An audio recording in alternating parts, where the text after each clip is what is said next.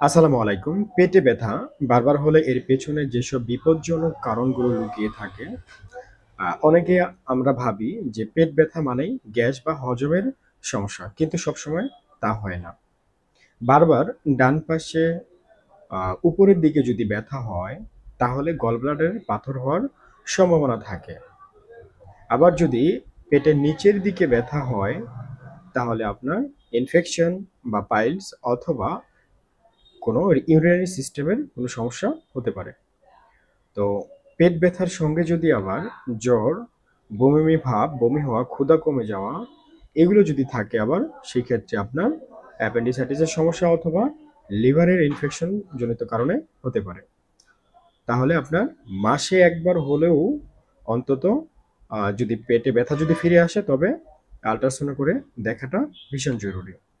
Gas মনে করে অবহেলা মূলত করলে একদিন বড় বিপদও ঘটে যেতে পারে। তবে আপনার অবহেলা নয়, অবশ্যই আমাদের প্রতিটা সমস্যার মূল কারণ খুঁজে বের করে সেই অনুসারে পরামর্শ এবং চিকিৎসা নেওয়াটা জরুরি। ভালো থাকবেন। আসসালামু আলাইকুম।